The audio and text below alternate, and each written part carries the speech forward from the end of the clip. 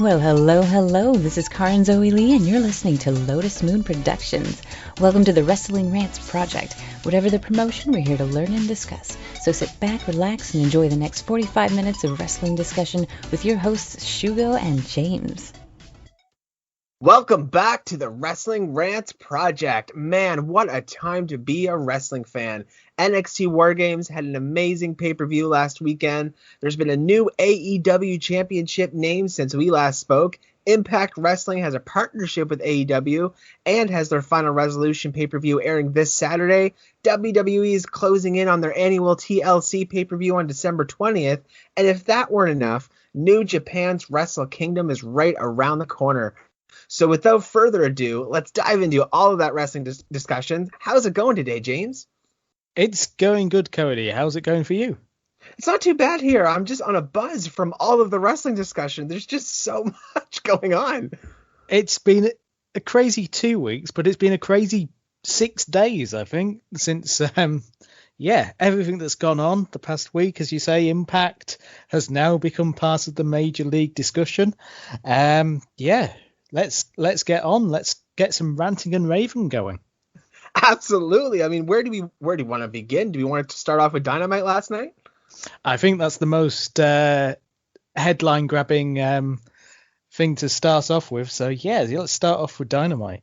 Now, I mean, I'm not going to go in chronological order, but I mean, the two biggest things that are coming out of AEW Dynamite is Sting or Kenny Omega. Where do you want to begin? Shall we start with Sting?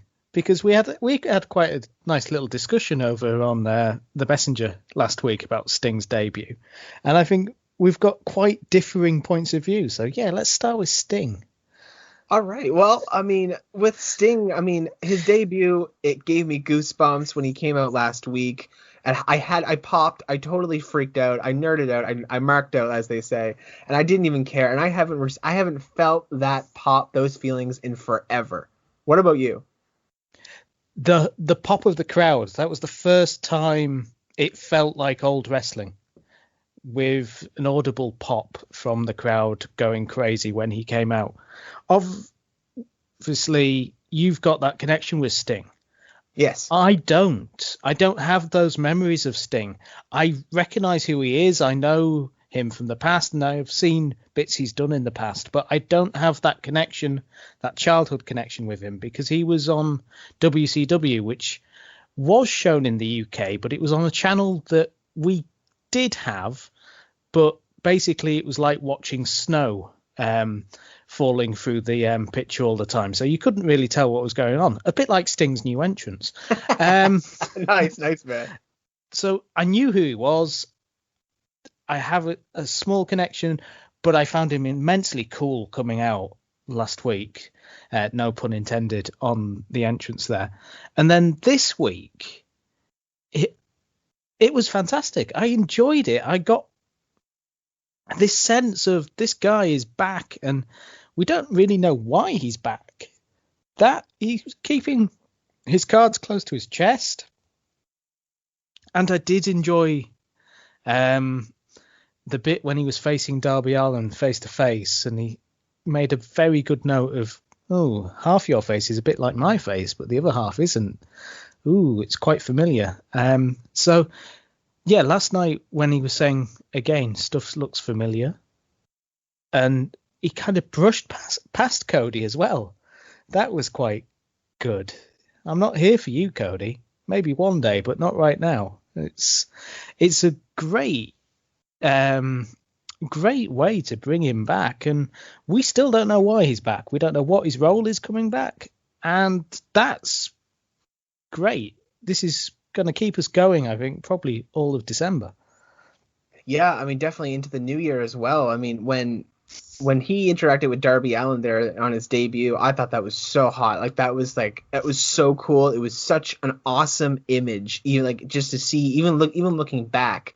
And when we got that promo on Dynamite last night, and Darby had that, that ominous kind of, not evil smile, but that he gave that grin, when, what does this remind you of, right? And we obviously knew it was Sting. That was really cool in itself. But And Sting came out last night, and Tony Schiavone was in the ring, and Tony was like, "Hey, I'm gonna go sit down." And Sting was like, "Bring it in, man. Just bring it in. I want to hear you say Sting." And that in itself was amazing. But then him and Cody going back and forth, and at the end, they've never been in a ring like that before. And Cody, grew up watching Sting. That's one of his big heroes, guys. And there's so many layers to that segment as well. Not only because, Cody's finally getting this moment with one of his icons, the icon Sting, but at the same time, Sting is now competitive just like he is. He has business here. He's here for something. So when he took Cody under his wing and said, "See you around, kid," and he gave him that little nudge hug, that was just so warm, so awesome. But at the same time, it planted seeds. I was going to say, I didn't get warm from that. It was more of a, I've got you in my eye, and we'll see what happens. It's intriguing, because at one point I thought, no way, they're not going to make Sting heel, are they? What's going to go here? With great sort of week of sales and everything, and then, haha, I'm back, but I'm heel, Sting. But no, they're treading the water effectively. I feel like last night's Dynamite was very much a treading of the water sort of episode. Not in a bad way, but we're setting things up. We're getting stuff. We're a long way away from Revolution. This is the thing. We're a long way from there. We've just had Winter is Coming, so you've got to set it all up again. And they're great at setting them all up again. So, yeah, we've got intrigue. We've got a bit of question marks. Obviously, Team Taz are involved as well. So there's so many different story routes, as always with AEW and Dynamite, that, they just hook you in and they keep wanting you to watch. And that's what they're fantastic at. Yeah, they are. I mean, and that warmness that I was talking about is, imagine yourself, being a kid and looking up to whatever inspiration, whatever wrestler that you love, right? And you finally get that moment in the ring. No matter how much of a dig it is, like, "See you around, kid," like kind of cocky, having that armor wrapped around him, and then you look back at that footage, you can go, "Oh my God, that's me now with my icon," and that's warm in itself. That moment in itself, and that's what I mean by those layers. It's like, that is something that Cody's probably wanted forever. Yes, they've talked backstage. Yes, they've talked on the road. Yes, they've obviously met, backstage quite a few times, and over the, whatever. But in a ring like that, in a moment like that on TNT, it's something that, Cody has not been able to do. So that warm moment there, just looking back and going, wow, this is now part of my career, and I made it. I was able to have that moment with Sting, and God knows where this goes from there. There's like you say, there's just, we don't know, and there's so many routes where he could go. I mean, right now with Team Taz and Ricky Starks and Darby Allin, and I mean, there's rumors with Chris Jericho. So I mean, who would you like him to feud with? It all depends on how fit he is. He looks in good shape. He looks in good nick, but it's just, I know he's got neck issues and bits, and I'm assuming he's been cleared, because this feels more of an active role than just being Arn Anderson on the sides. It feels like this is Sting back in the ring, because it felt like he was going for that TNT championship against Darby. At one point, I thought, "Oh, hello." So I'd like a build possibly to Sting versus Darby Allin eventually. I feel that's the way things will go. I think we'll get some tag matches with Team Taz and possibly Darby and Sting tagging together. But yeah, eventually I'd like to see Darby Allin against Sting, just for the aesthetic side of it all. And I'd like Sting to beat Darby and be TNT champion for a little bit, but not defend it too much. So he's got a presence on the show, and he's the face of TNT, which he is. He's Sting, for crying out loud. And just hold it and pick and choose when he defends it a bit. I think, yeah, that's where I'd go. But to be honest, I just want to see him wrestle. I don't really care who he's against. It'll be amazing. I think a good one as well would be Dustin Rhodes. That would be a Yes. fantastic match. The way Dustin's going at the moment, Dustin is absolutely flying. And yeah, seeing those two go. I know there's the way that Dustin reacted when Sting came out. There's history there. So yeah, any which way. Dustin possibly as a first one, and then eventually build to Darby, and then possibly Cody later. I definitely think there's something there with Chris Jericho as well. I wouldn't mind a Chris Jericho feud, because I'm touching on the Inner Circle stuff. I think that's played out now. I think we're done.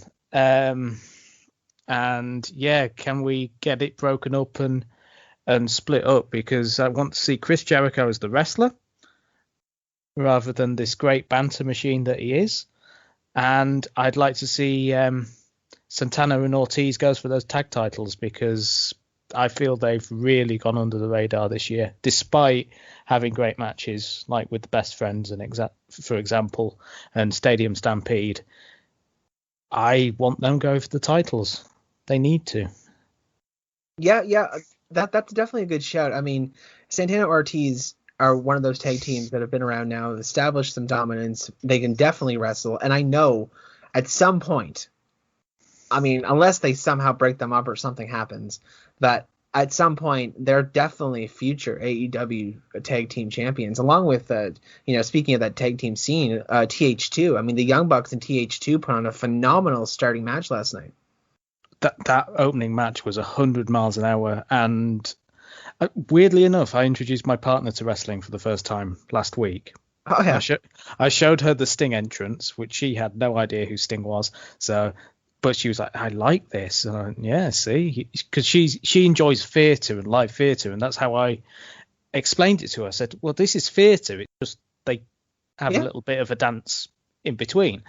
And like, she watched the Moxley Omega match, which we'll probably touch on a bit later. And again, she absolutely loved it. And I'm going to be showing her because I talked about the Young Bucks, and I said, I'll have to show you some Young Bucks matches. I've shown her little clips and bits and pieces, but TH2, Young Bucks, yeah, we're watching that this weekend, because, yeah, it's 100 mile an hour. Some of the stuff that Jack Evans pulled off, like the Meltzer driver onto the concrete as well.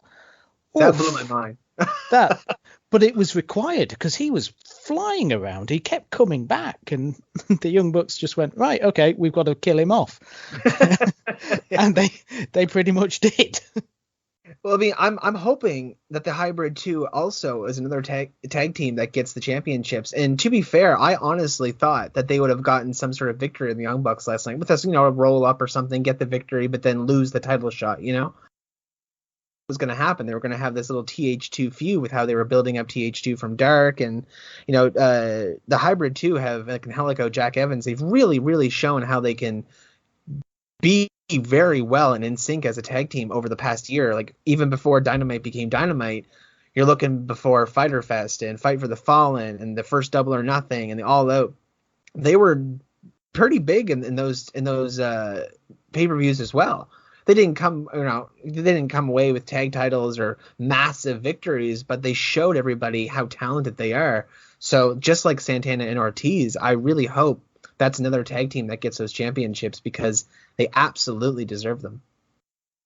They are a team that when Dynamite started, I was expecting a lot from, and it, for some reason, it's just not kicked in this year for obvious reasons. So yeah, it would be great to see them having a bit of a run, getting sorted and back. It was also great to see FTR back. I've missed FTR. I didn't realize it's been a month since we've seen them wrestle, because it was full gear where they last wrestled, which was the 7th. So it's been a full month, and it was a welcome return. Those two matches at the start of Dynamite were great in contrasting ways, and it's great to see FTR back as well. It is, and I think at some point, maybe in the new year, I'm not sure what they're going to be doing with the whole.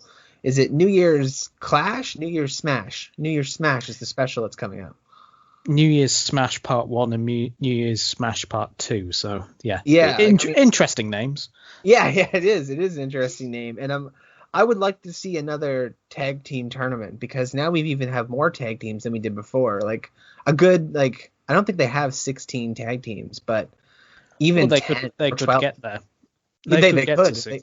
They could. And I mean, also, speaking of all these teams as well, and I'm just going to throw this in here.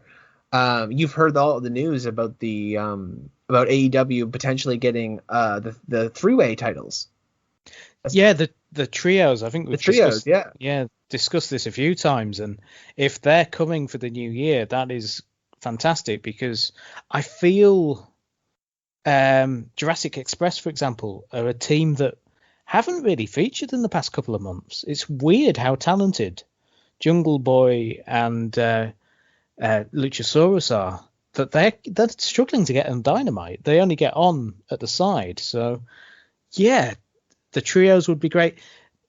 The fact that Death Triangle kind of came back, but then Pac's gone again, and then what's happened to Pentagon Zero Miro. I get confused what he calls himself now. No worries, we all do. Like that trio seems to be cursed. Sometimes you just get a combination that just every time they build, something happens to them, and it seems to be happening again. That's what happens when you call yourself the Death Triangle. Nothing ever good came from the triangle. The Bermuda Triangle. See, yeah. A lover's triangle never ends well. See, a triangle. See, that's their whole problem. It should have been death something else, not triangle.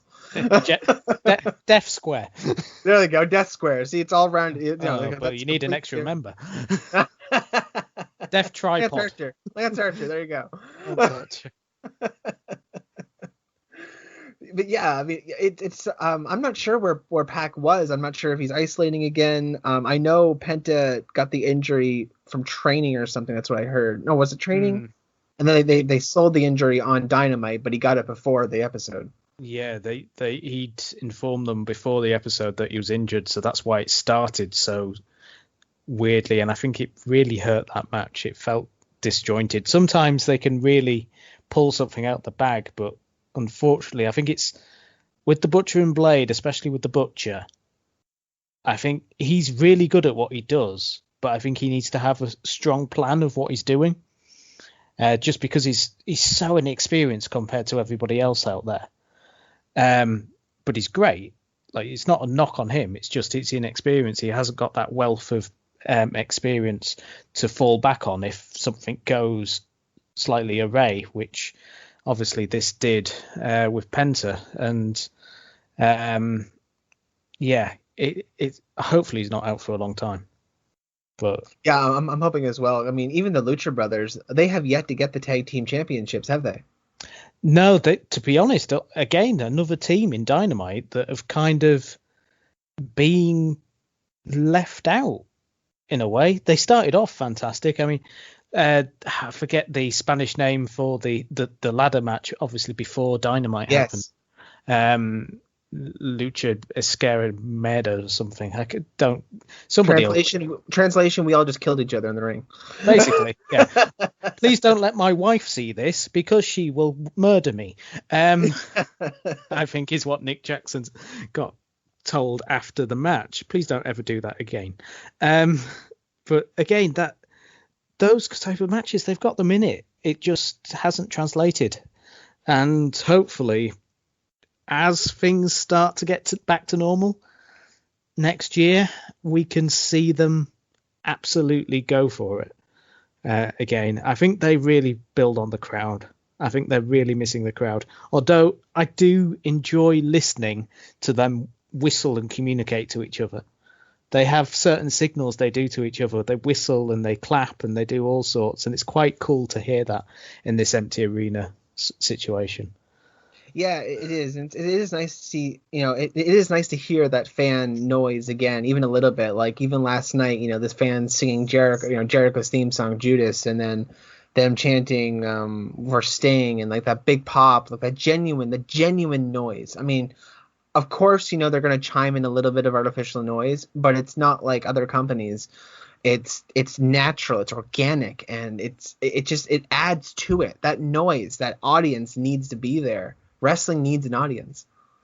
It does, and hope, as I say, last week with Sting was the first time it felt like a proper pop, and that was fantastic to hear. And I am probably going to watch Revolution during the holiday period, because for me that was when AEW was beginning to get that peak of audience and everything, and since then, wow, they've gone off the scale with what they've been able to do in this weird scenario.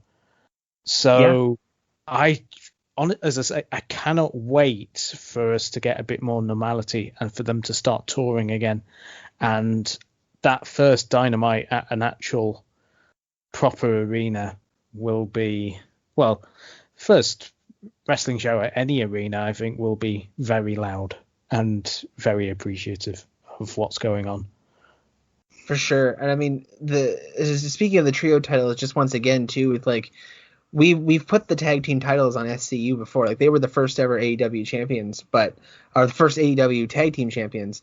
But SCU is perfect for the trio titles. Jurassic Express, as we said, with Marco Stunt. Like, Marco Stunt's incredible as well. And shout out to him, by the way, for that song on Dark. I'm not sure if you saw it, but he can sing.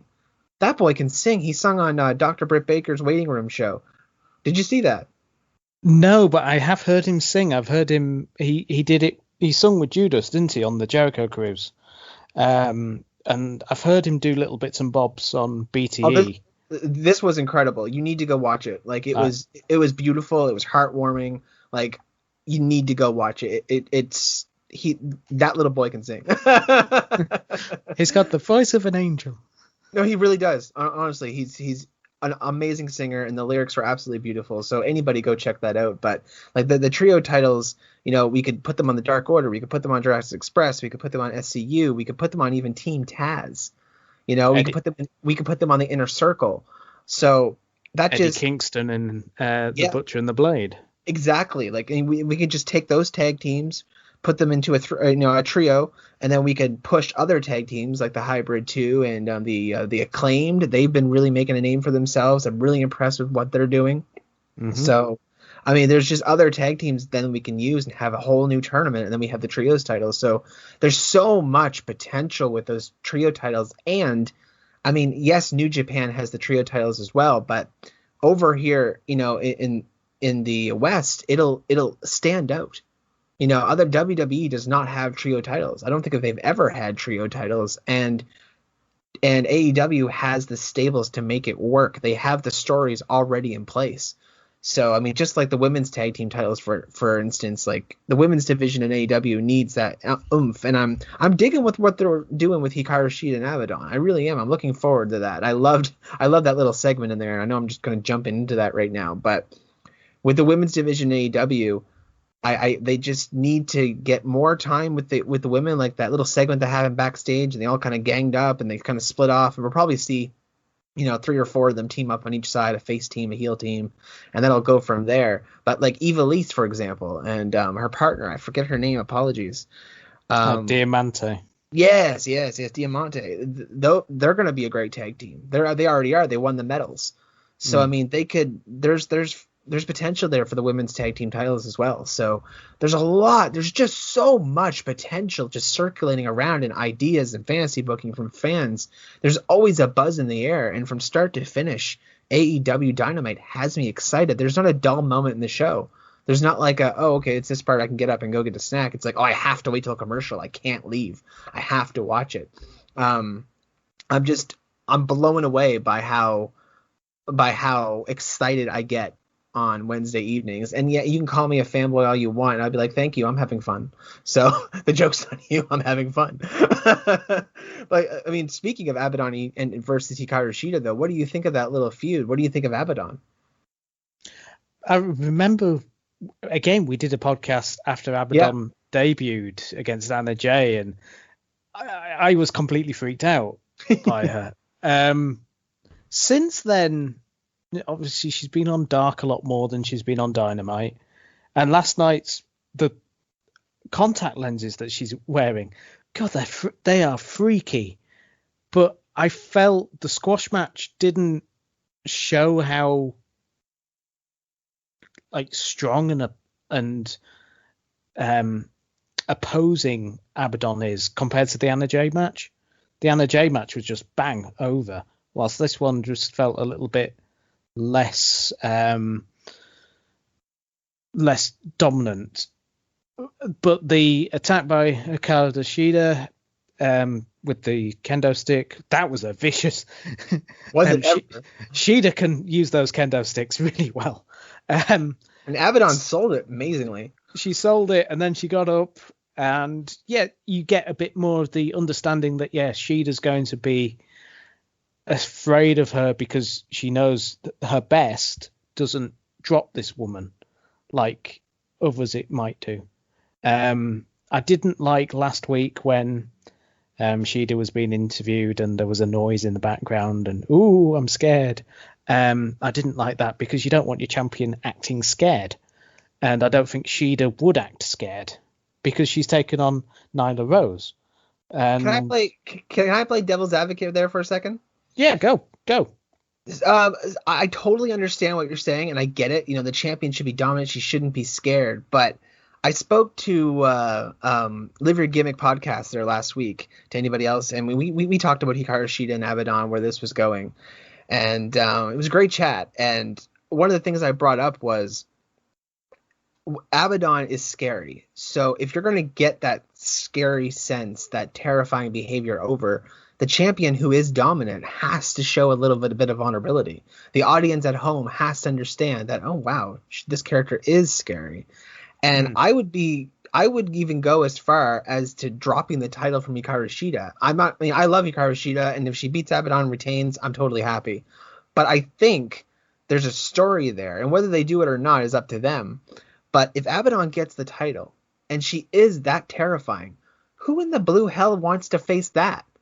Like, people, you're going to see the women's division step up, because half the women's division is going to go, I want the championship, but I ain't going near that.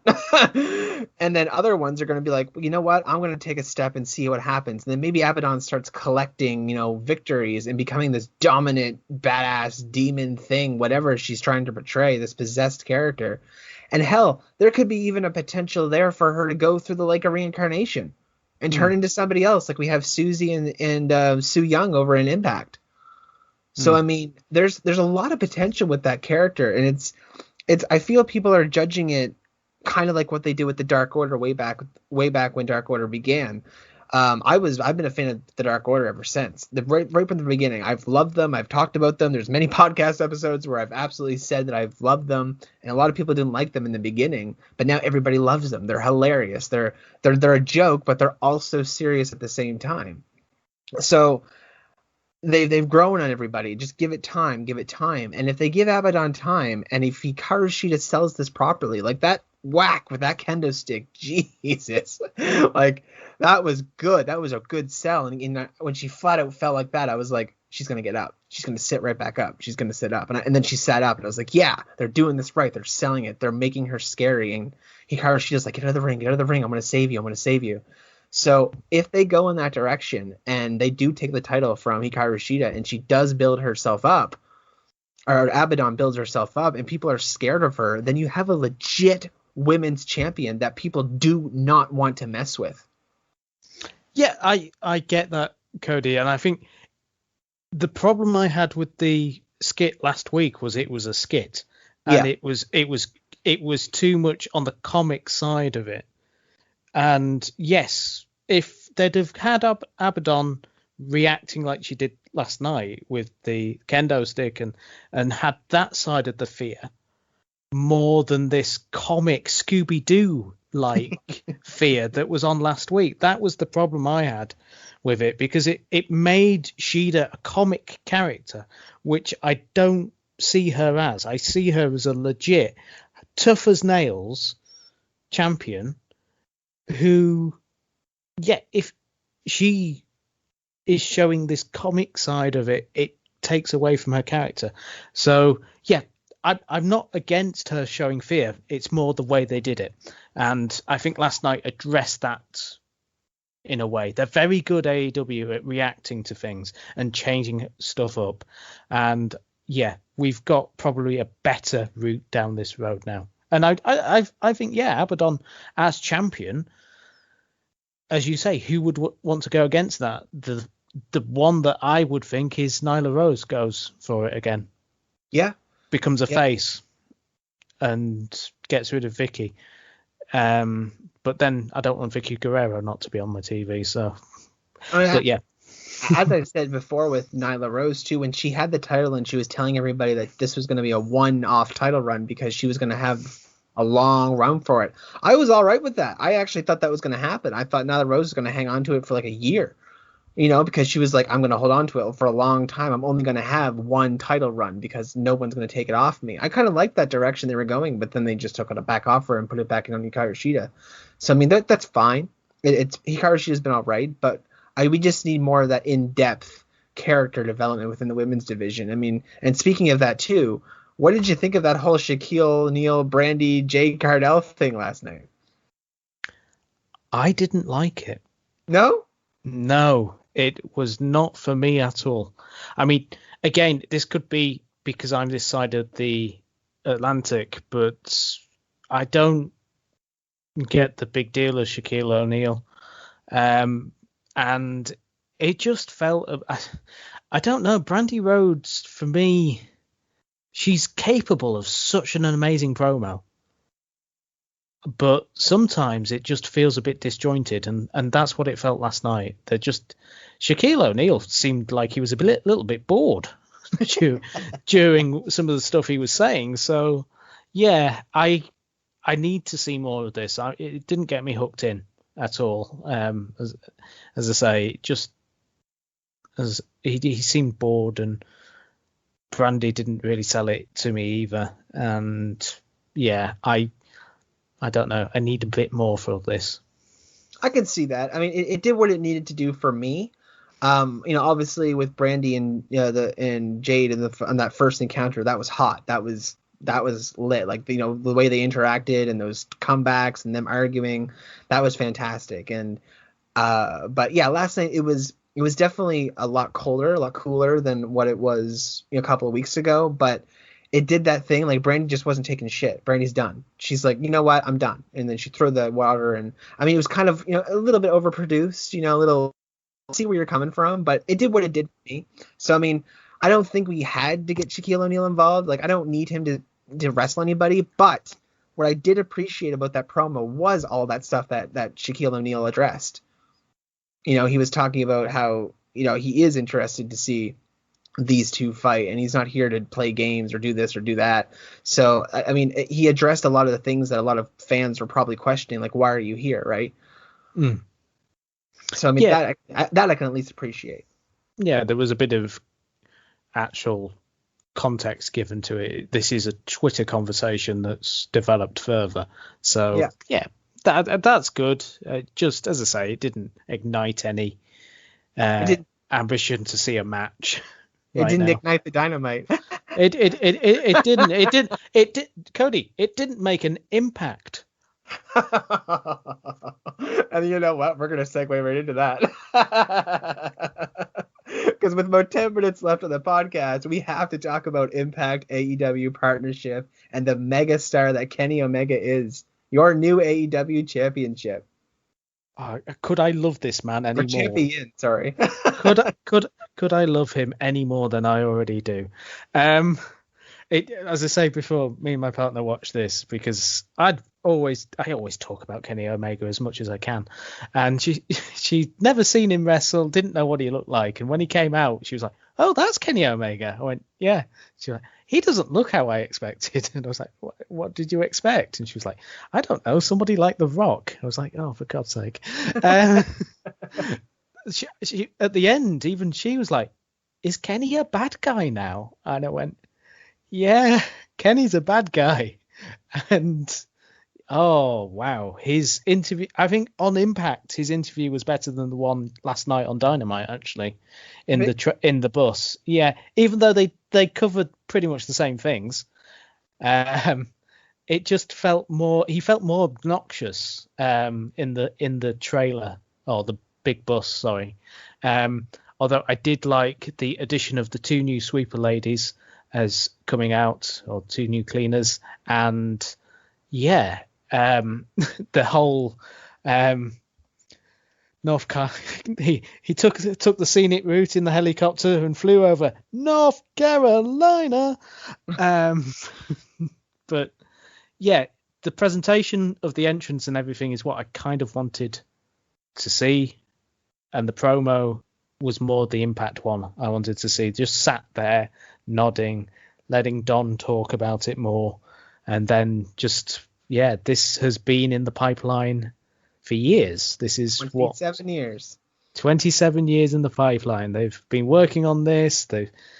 They've drew everybody in, and Jon Moxley got drawn in as well. And I would have maybe liked to have seen somewhere, but actually it kind of is nice that John's not about at the moment, because then Kenny can feel like he is the big dog. That's the wrong company. Well, no. You know what? I'm going to pause you right there, because speaking of that, I'm just going to put this in here, just segue just briefly into WWE, because about 3 or 4 weeks ago, AEW started doing that big old North Carolina and all those, lists off of who Kenny Omega is, right? Yes. And lo and behold, on the last SmackDown episode, they freaking did that to Roman Reigns. No. Oh, they totally freaking did it. They gave him an extra long intro, and I was like, somebody there is watching AEW and totally stole that. And I am not ignoring that. They totally stole that from AEW.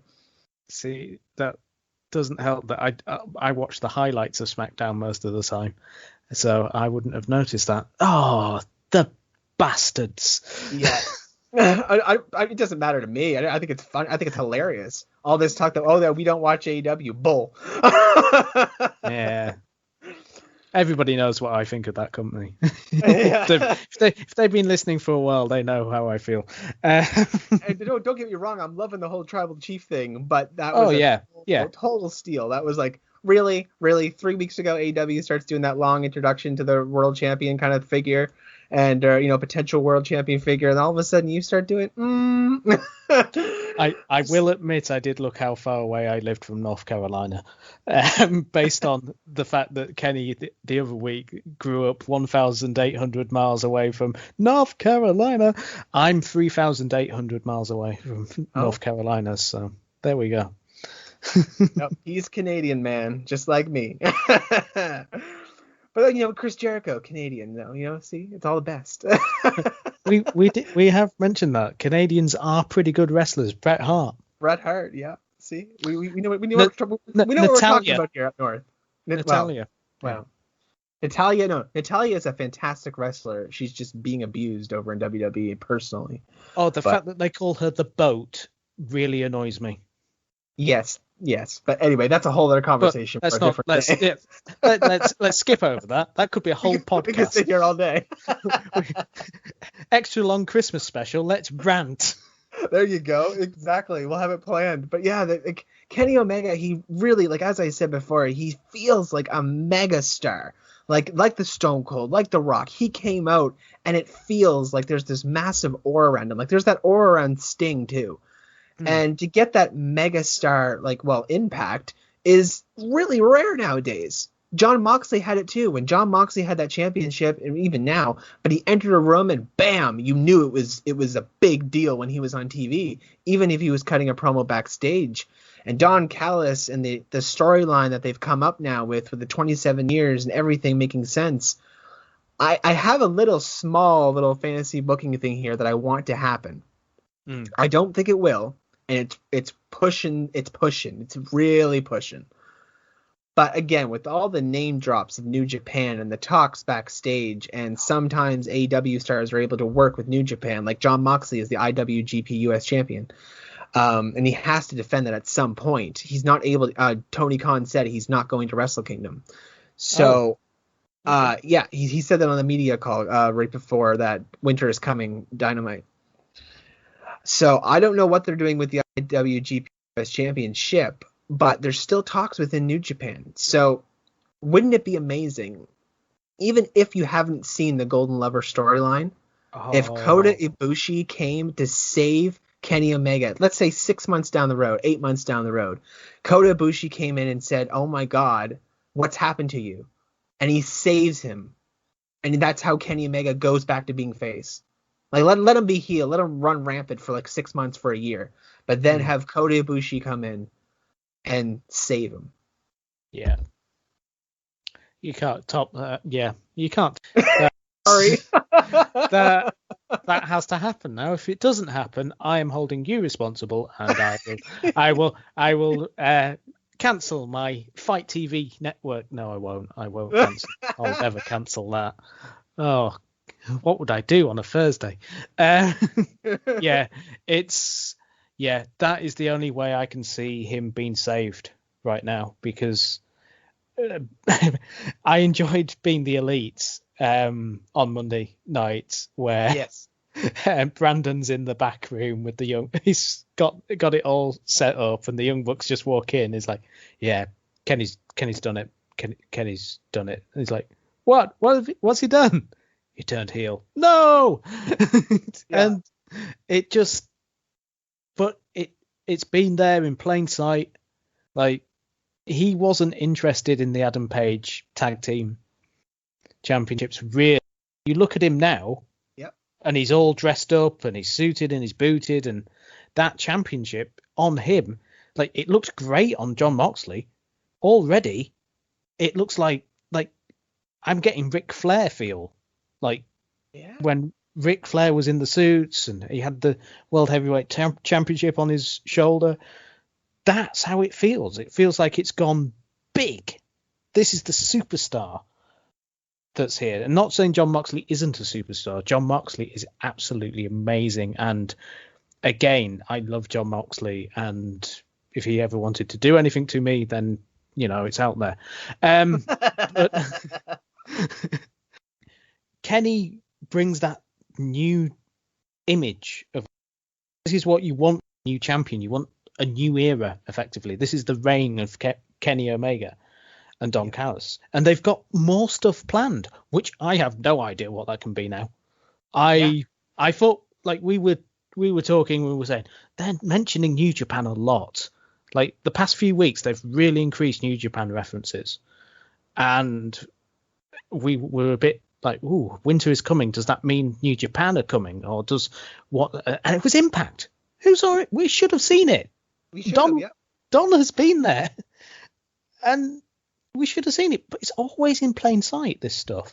It's always there, and you could go back, and this is, there'll be something there that we've missed, and it'll be so obvious, whatever it is. And we still don't know who attacked Jon Moxley. We still don't know. So, it's fantastic. It is. I mean, and with that, I mean, it's been we're 45 minutes in almost, so we will wrap things up there. Are you going to be watching Final Resolution this week on Impact? I will get the highlights. I probably won't be ordering it. It is on Fight. Fight tried to push it actually as soon as I finished Dynamite. They were like, "Do you want to buy this pay-per-view?" And I went, I do, but I also need money. So. Yeah, I'll get what I can. If I hear anything that's obviously super amazing, I will be trying to get hold of it. Like War Games, the women's match, like, just quick mention of the women's match at War Games. What a match. Favorite match of the night. Yep, definitely.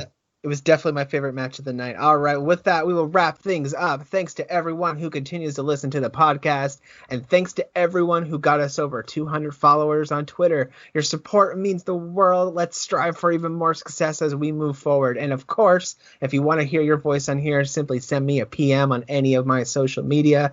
You can find all of our socials at SoundCloud under Lotus Moon Productions, Facebook under Lotus Moon Productions, Twitter under Lotus Moon Prod, Lotus M Productions on Instagram for the independent music side of things, and be sure to look out for more music podcasts coming up very shortly, and you can search us on YouTube under Lotus Moon Productions. Well, with that, this has been LMP Wrestling, and we are signing off.